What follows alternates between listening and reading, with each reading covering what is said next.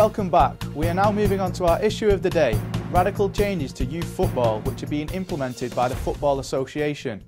Football is the biggest sport in Britain with over 2 million people playing what is widely known as the national game.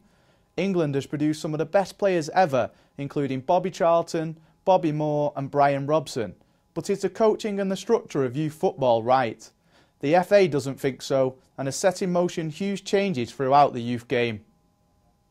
From the top tier of football and the professional game, through to the grassroots level at which many millions play, every player has to start somewhere, and normally that somewhere is in youth football. But the youth system which is now in place and has produced many great players in the past is being overhauled. The Football Association has decided to change many of the rules around the youth game and is moving to a system similar to one used by other European countries such as Spain and Denmark. In these countries, using smaller nets and having less players on a team has been the norm for a long time. Whereas in England, players are often playing on 11-a-side pitches using full-size goals from a young age. But now, that is going to change.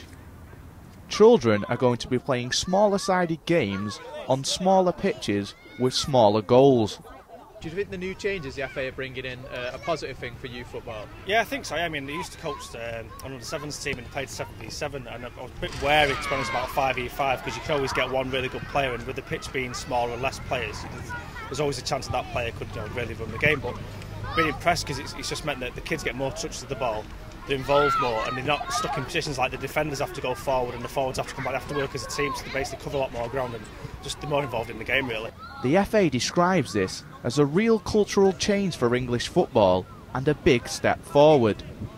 Over 2 years of research and consultation has been done, involving over 300 youth leagues, 4,000 volunteers and coaches, and other European countries. The strategic plan says the governing body needs to develop better players and increase the number of people playing the game.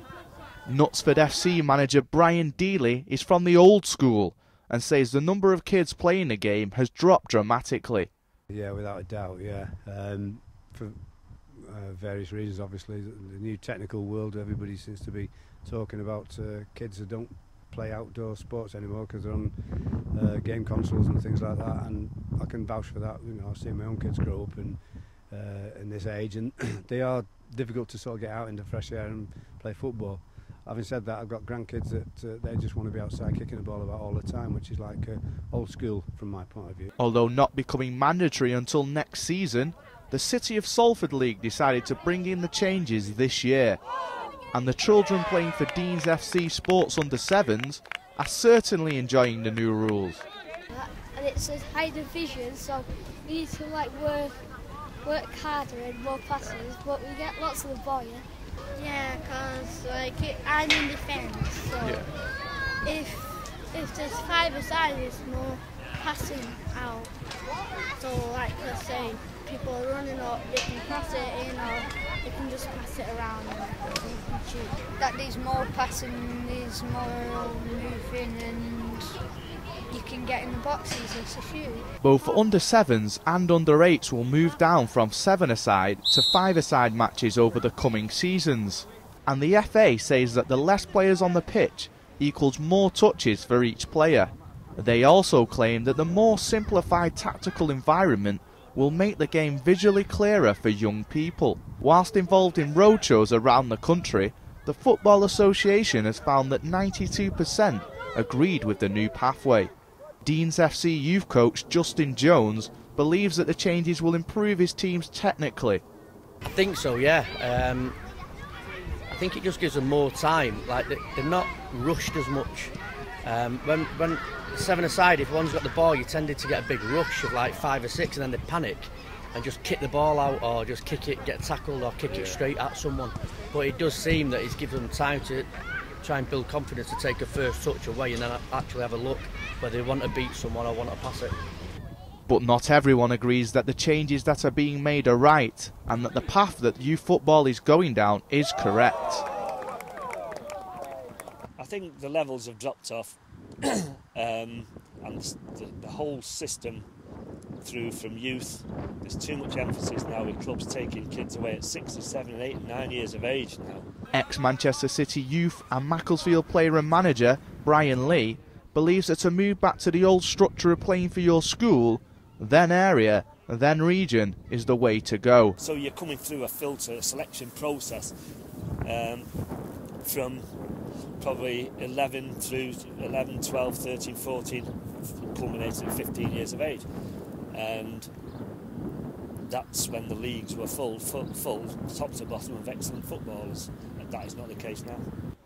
Opinion is still divided about the changes, but this is the route that the FA have decided is right for youth football. Whether it is the correct decision is still to be seen. And now joining me in the studio is BBC Sports presenter Andrew Lindsay. Thanks a lot for joining me today, Andrew. And the first question is, do you think the changes that the FA are making to youth football, do you think they're the right way to go?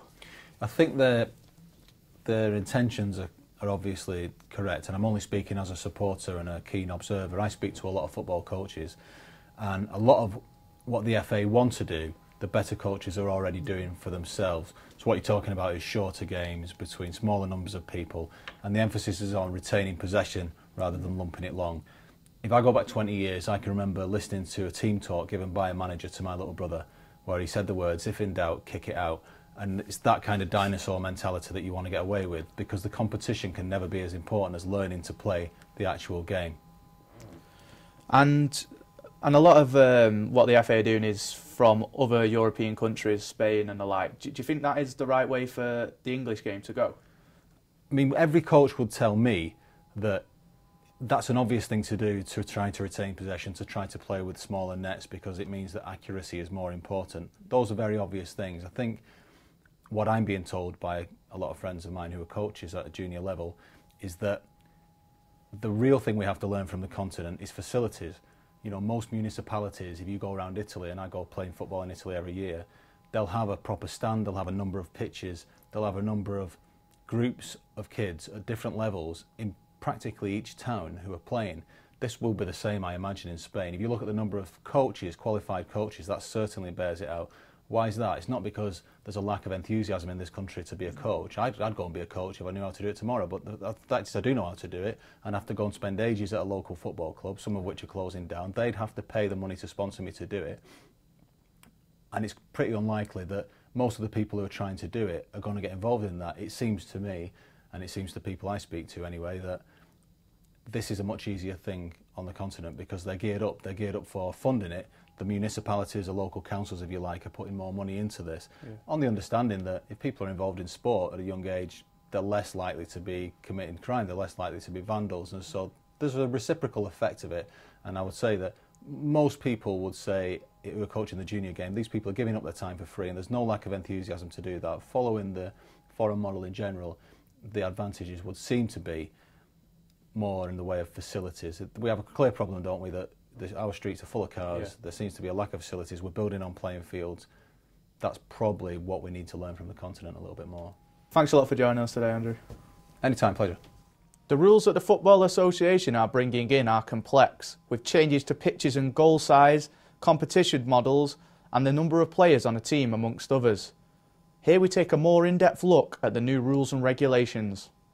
From the 2014-15 season, many of the rules that leagues are already bringing in will become mandatory. The players per side for each age group will be changed. Child-friendly competition is another component that will become mandatory up to under-10s. This flexible competition involves 3 mini-seasons, consisting of 2 blocks of developmental games, then a block of league games. The FA say this is a better way for kids to learn and progress. The overriding feeling about the FA's changes to the rules and regulations of youth football seems to be positive. But there are still people who doubt whether it will be effective and say that the game is on the decline. The FA's ultimate aim is to get more people playing the game, produce better technical players and to improve the national side. Whether those aims will be achieved won't be known for a number of years. Thank you for joining us and goodbye.